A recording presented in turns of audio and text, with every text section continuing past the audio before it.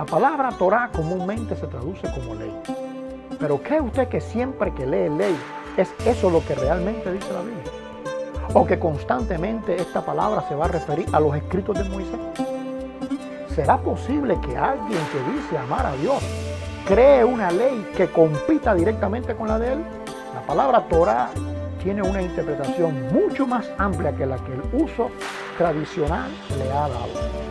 Es por eso que la Biblia no se puede leer en blanco y negro. Solo con un correcto entendimiento de esta palabra se puede entender con mayor profundidad los escritos apostólicos.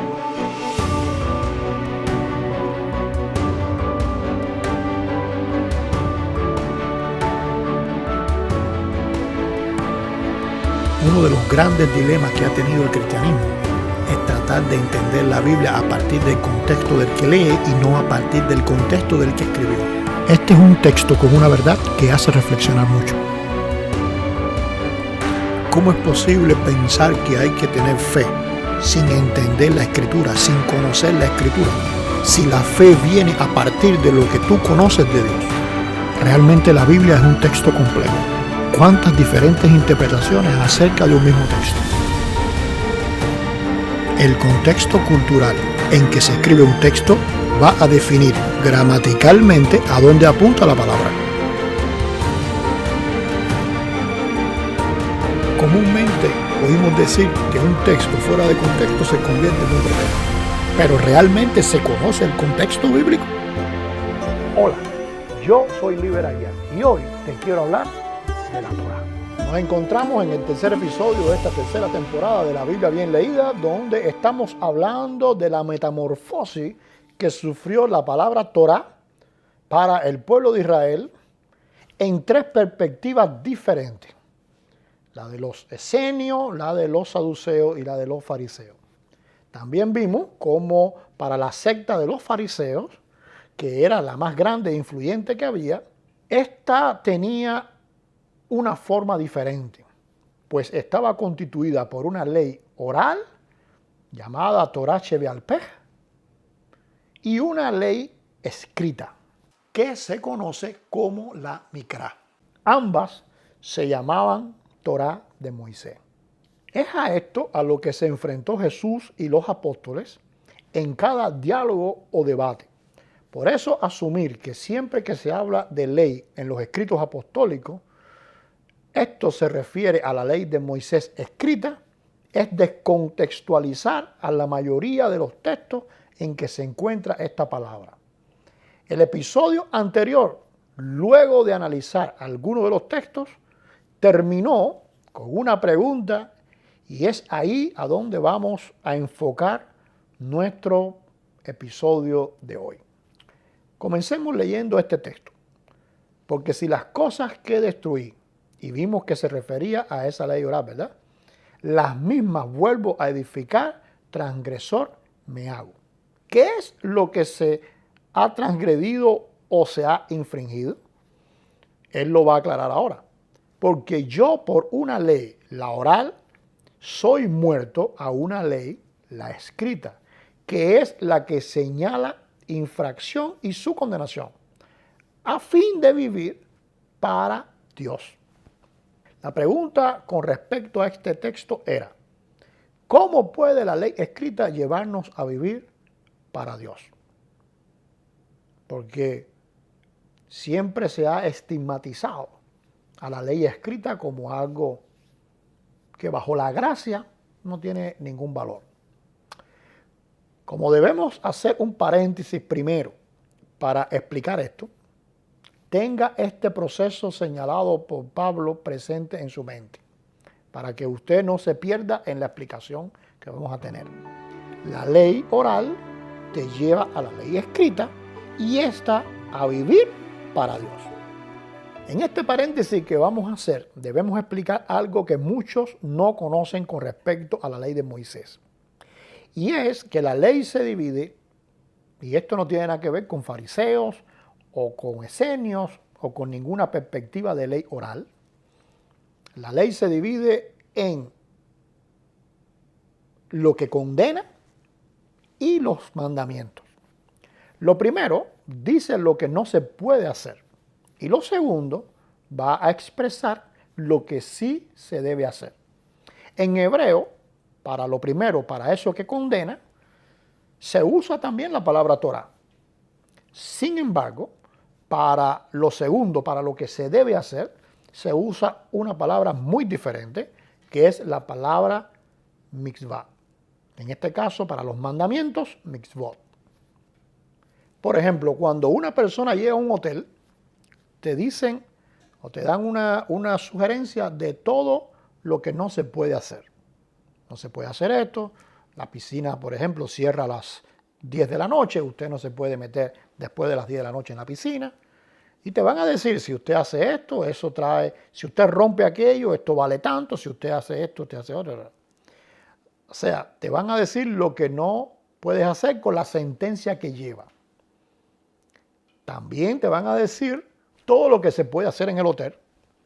Y esto casi nunca lleva una sentencia, porque la recompensa de hacer lo correcto es disfrutar lo correcto.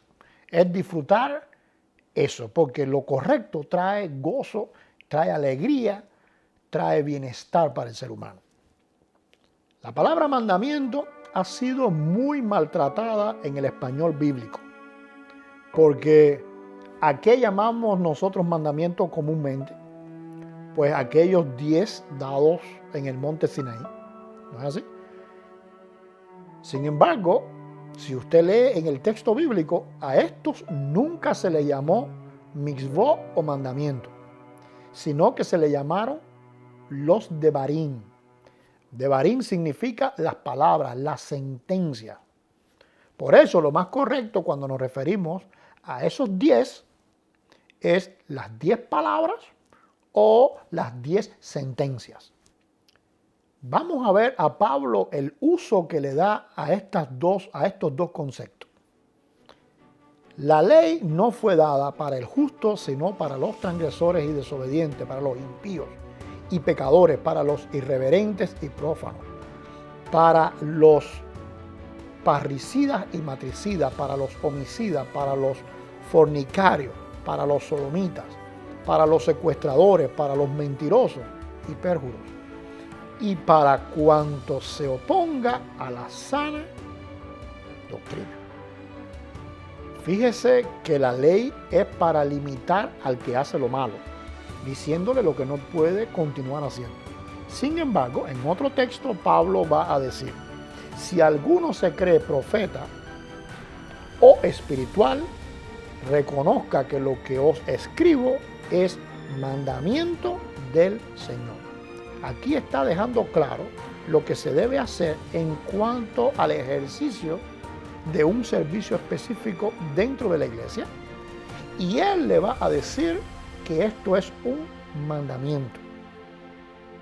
O sea, es algo inevitable para hacer.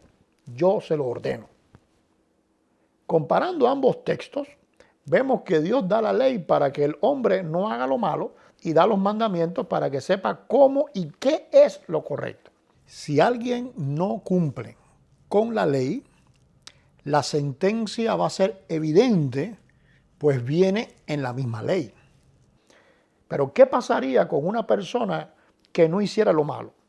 Por venir de una cultura o una educación familiar, o un contexto, pudiéramos decir, cultural y una enseñanza basada en las cosas buenas que señala la Biblia y que señala la palabra. ¿Cuántas personas oímos decir, pero yo no soy pecador, o yo no he robado, o yo no mato? E inclusive algunos van a decir, yo nací en una iglesia, yo nací en un hogar cristiano, yo nunca he hecho nada malo. ¿Cómo estas personas pueden entender su naturaleza? Analicemos primero, para poder entender esto, un detalle. La Torá oral nació como respuesta del pueblo judío precisamente a cómo hacer los mandamientos. O sea, si yo no estoy haciendo nada malo, la ley no me aplica a mí, pues me voy a concentrar en lo que debo hacer. La ley oral entonces va a surgir para guiarnos en cómo hacer eso que se debe hacer. Es por eso que la Torá oral se va a enfocar en las obras, o sea, en el andar diario del creyente, en el cómo hacerlo todo. Es la forma judía farisea de unificar en una misma dirección el cómo vivir la ley escrita de Dios. Eso es la Torá oral. En Romanos capítulo 7, Pablo va a describir que el Señor dio esta dualidad de ley y mandamiento precisamente para ayudar en esa pregunta que la gente se hace. O esas personas que aparentemente viven en un contexto donde nada es malo, o donde no se cumplen las prohibiciones, donde no se mata, donde no se roba, donde no se hace nada de eso. Pablo también venía de un contexto así.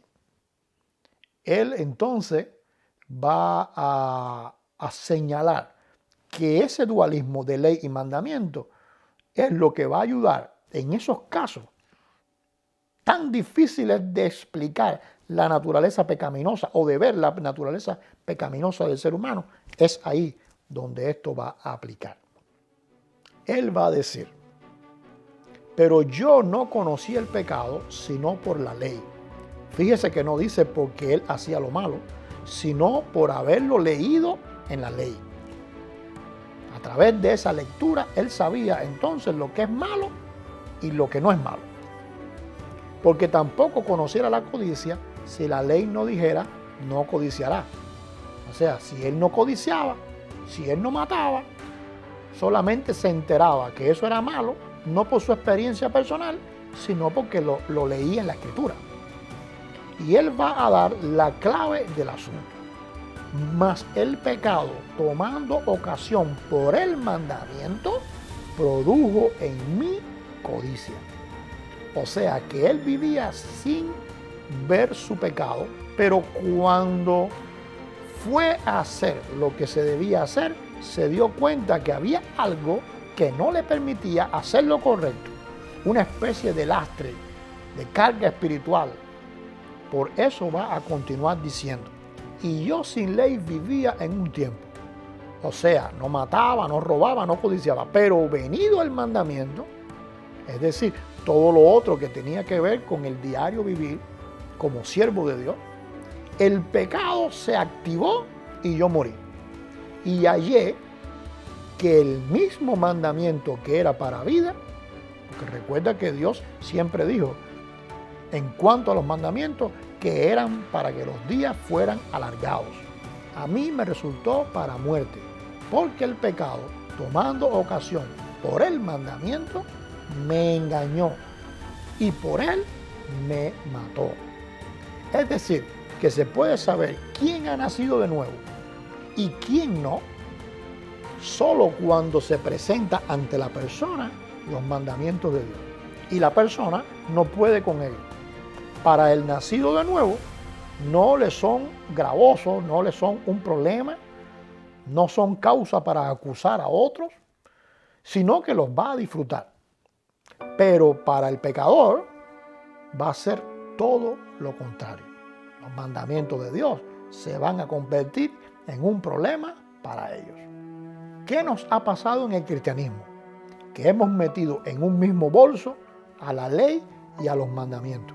Y los hemos agarrado y los hemos botado. Pues hemos considerado que como somos salvos, la ley no nos aplica. Recuerda que a eso le llamamos Antiguo o Viejo Testamento. Hoy tenemos una iglesia sin identidad propia, donde cualquiera viene y nos dice que lo malo es bueno y que lo bueno es malo. Y cuando usted va a refutarle, pues simplemente no encontramos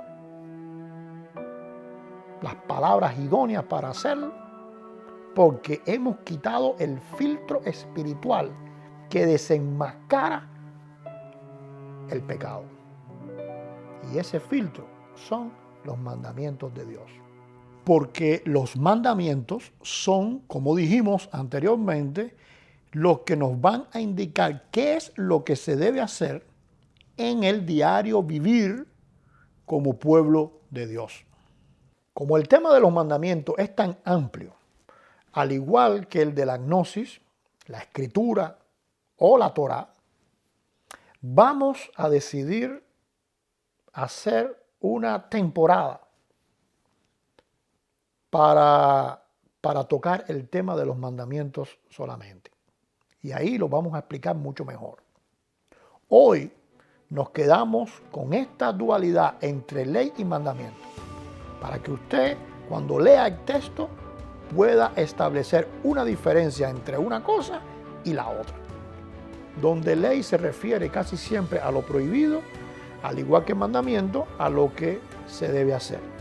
Y cómo de forma sobrenatural, con ese misterio y sabiduría con que acostumbra a actuar nuestro Creador, la imposibilidad de cumplir sus mandamientos nos va a llevar a la ley, dejando al desnudo nuestro pecado y ante esa realidad ir a sus pies para reconocer allí en su presencia nuestra naturaleza pecaminosa y recibir de Él la vida.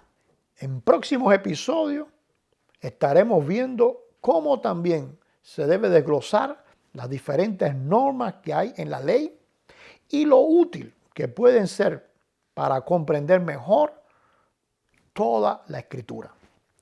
También veremos que a pesar de los fariseos haber inventado una ley oral que les hizo tropezar cuando trataron de describir los mandamientos a su manera, hay determinadas cosas que ellos interpretaron e hicieron de esa ley que Jesús la aprobó, porque pienso que sería injusto juzgar